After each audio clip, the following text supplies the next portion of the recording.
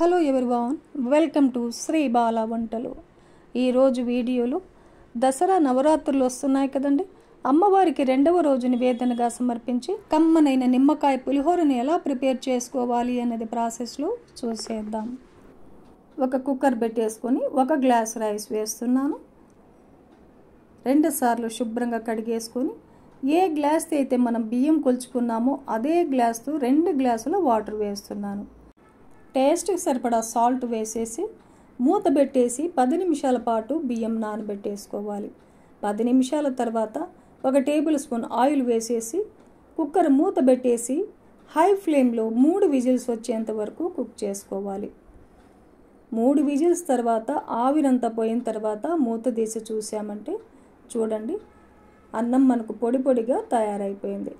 ఇందులో నుంచి 1 కప్పు రైస్ని సపరేట్గా ఒక ప్లేట్లో తీసుకొని కొద్దిగా చల్లారనిద్దాం.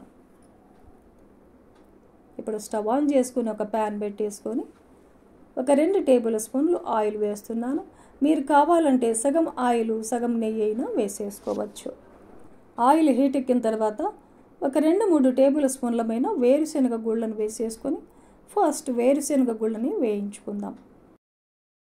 వేరుశనగ గుళ్ళు వేగిన తర్వాత 1 టేబుల్ స్పూన్ శనగబేడల్ని 1 టేబుల్ స్పూన్ మినపగుళ్ళను వేసేసుకొని 1/2 టేబుల్ స్పూన్ ఆవాలని 1/2 టేబుల్ స్పూన్ జీలకర్రను వేసేసుకొని వేయించుకుందాం.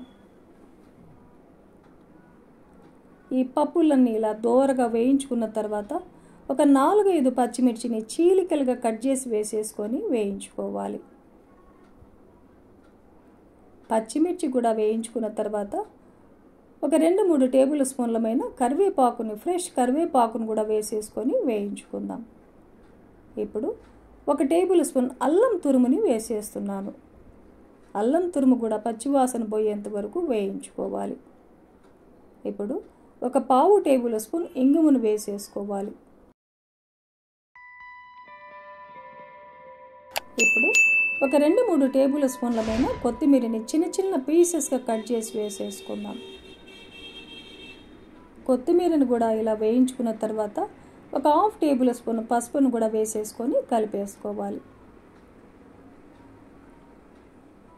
ఇప్పుడు స్టవ్ని లో ఫ్లేమ్లో పెట్టేసుకొని 1 కప్పు రైస్ని వేసేసుకుందాం. చల్లారబెట్టుకున్న 1 కప్పు రైస్ వేసేసుకొని 1/2 టేబుల్ స్పూన్ సాల్ట్ వేసేస్తున్నాను.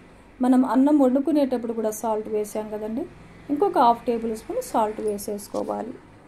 ఇప్పుడు 3 టేబుల్ స్పూన్ల లెమన్ జ్యూస్ వేస్తున్నాను. లెమన్ అయితే 2 లెమన్స్ అయితే సరిపోతుంది. ఇప్పుడు మొత్తం కలిసేలాగా కలిపేసుకోవాలి. చూడండి, అన్నం అంతా ఇలా కలిసేలాగా బాగా కలిపేసుకోవాలి. కమ్మనైన నిమ్మకాయ పులిహోర మనకు రెడీ అయిపోయింది.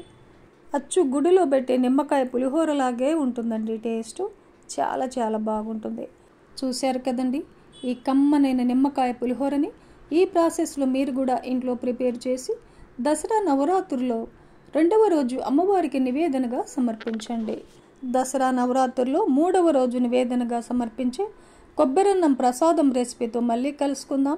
ఈ వీడియో నచ్చితే లైక్ చేయండి, షేర్ చేయండి, సబ్స్క్రైబ్ చేయండి.